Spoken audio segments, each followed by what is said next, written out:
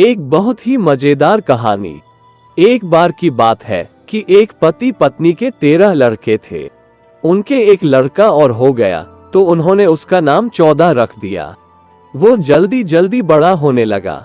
जब वो बड़ा हो गया तो उसकी माँ ने उससे कहा, बेटा अब तुमको खेतों को खोदने आदि में अपने भाइयों की सहायता करनी चाहिए। लो अपने और उनके खाने की यह टोकरी लो और खेतों पर उनके साथ चले जाओ और वहां जाकर उनकी सहायता करो। कहकर उसने 14 को एक टोकरी दी जिसमें 14 गोल डबल रोटियां थी, 14 चीज के टुकड़े थे और 14 सेर शराब थी।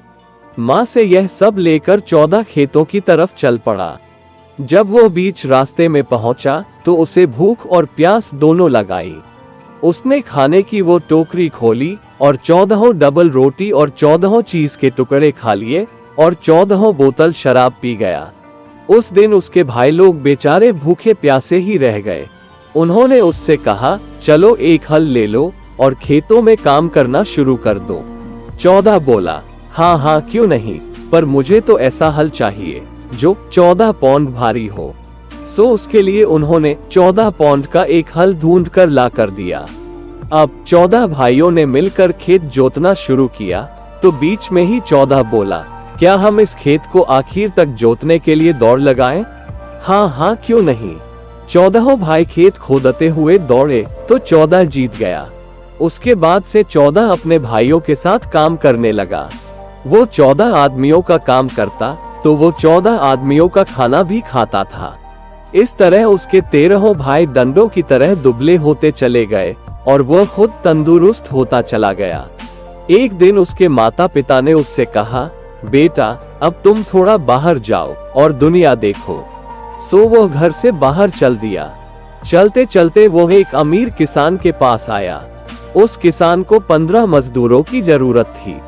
लड़का बोला, तुम्हारा 14 लोगों का काम तो मैं कर सकता हूँ, पर मैं खाता पीता भी 14 लोगों के खाने के बराबर हूँ, इसलिए मुझे तनख्वाह भी 14 लोगों के बराबर ही दी जानी चाहिए।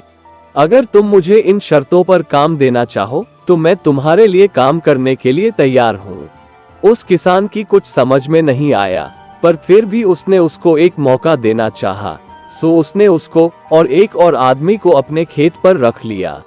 इस तरह उसके पास 14 और एक और आदमी कुल मिलाकर 15 मजदूर हो गए।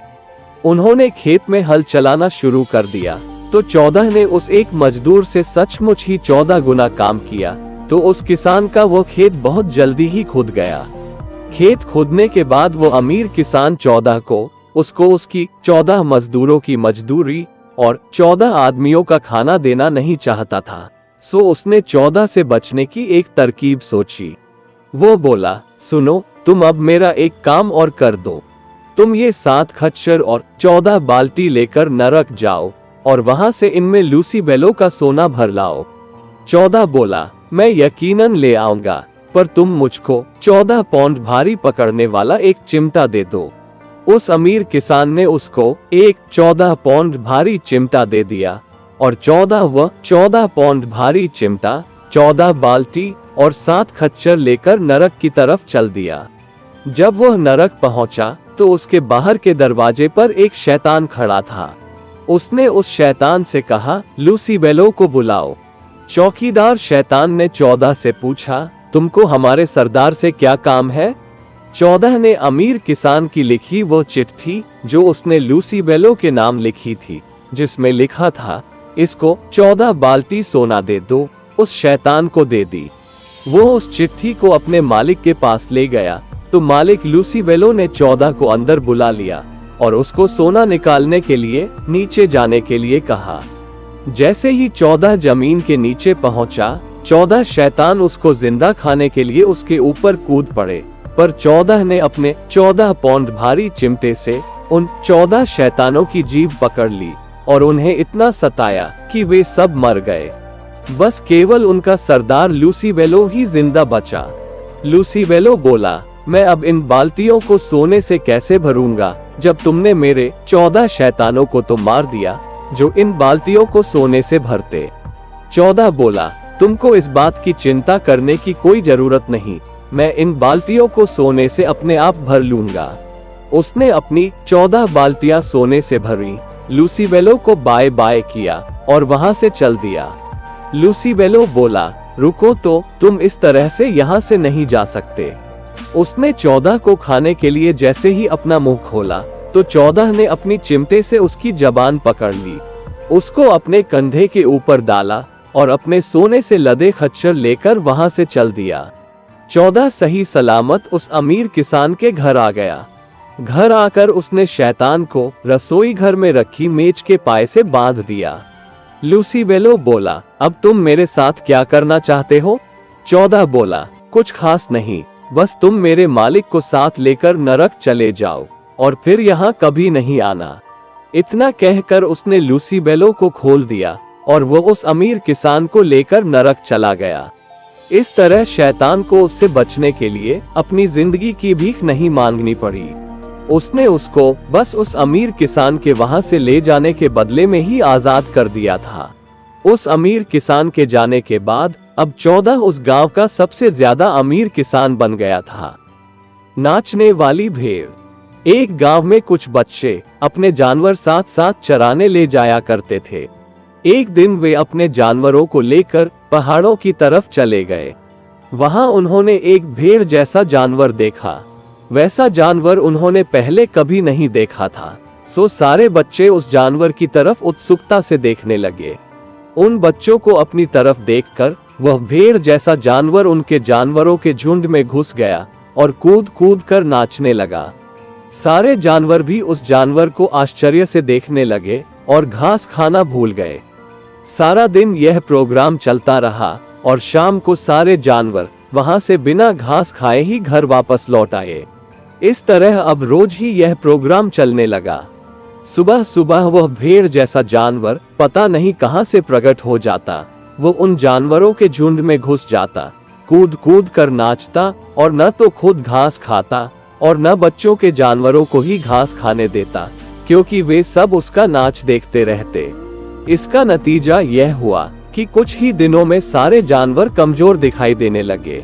बच्चों के घर वालों ने बच्चों से पूछा, क्यों बच्चों, यह क्या बात है कि तुम लोग इन जानवरों को रोज घास चराने के लिए ले जाते हो और फिर भी ये दिन पर दिन कमजोर होते जा रहे हैं?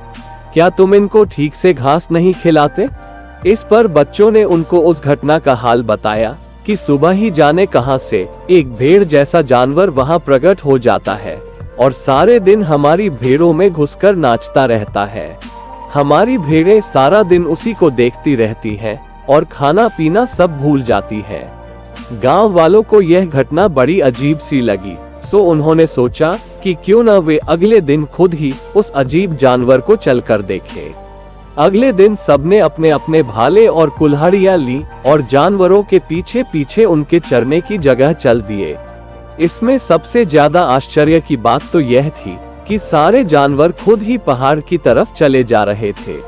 पहाड़ के पास पहुंचते ही पता नहीं कहां से एक भेड़ जैसा जानवर निकल आया और उन जानवरों के झुंड में घुसकर कूद कूद कर नाचने लगा और सारे जानवर अपना खाना पीना भूलकर उसी को टकटकी लगाकर देखते रहे।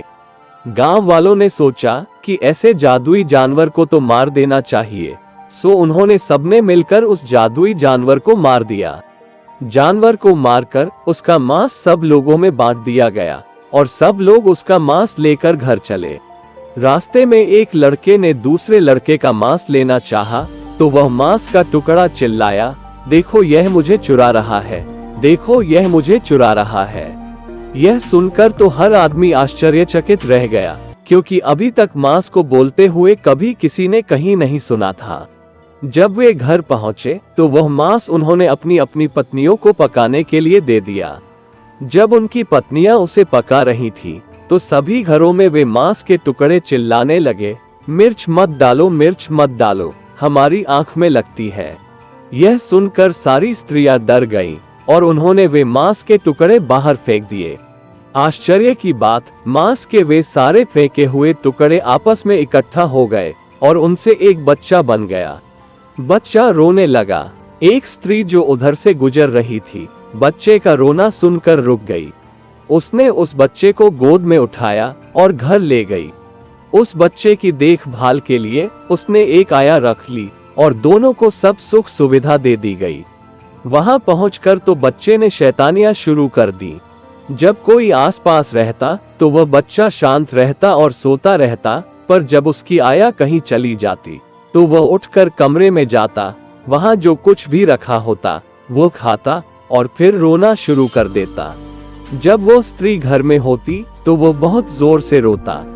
वो स्त्री सोचती कि कहीं ऐसा तो नहीं है कि आया ने बच्चे का खाना खा लिया हो और बच्चा भूख से रो रहा हो। सो उसने आया को बहुत जोर से डांट भी लगाई और बहुत मारा भी, पर ऐसा नहीं था। एक दिन उस स्त्री की पड़ोसन उसके घर आई तो वह क्या देखती है कि घर में कोई नहीं है और वो बच्चा अपने पलंग से उठकर खाना खा रहा है और वो बच्चा असली बच्चा भी नहीं है। उसने यह सब उस स्त्री को बताया तो वो स्त्री डर गई और उसने वो बच्चा फेंक दिया। अब उस बच्चे ने एक चक्की का रूप ले लिया।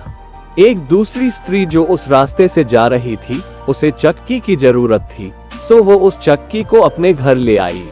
पर जब भी वो उस चक्की में अनाज पीसती तो उस अनाज में से आधा अनाज गायब हो जाता।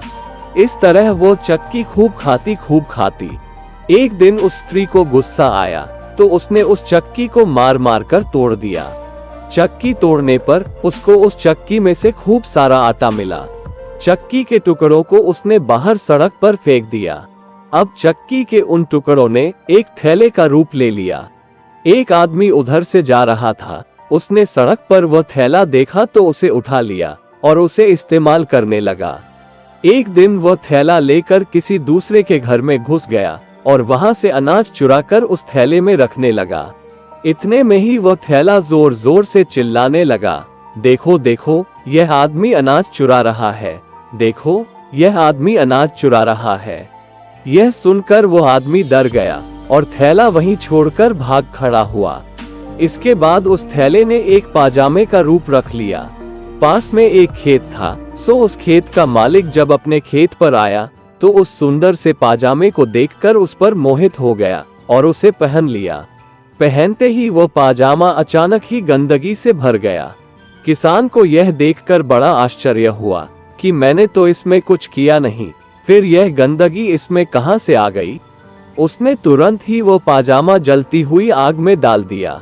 पाजामा तो जल गया, पर ऐसे जादुई पाजामे की राख भी खतरनाक हो सकती है, क्योंकि बड़े बूढ़ों का कहना है कि राख शैतान का घर हो सकती है। धन्यवाद दोस्तों।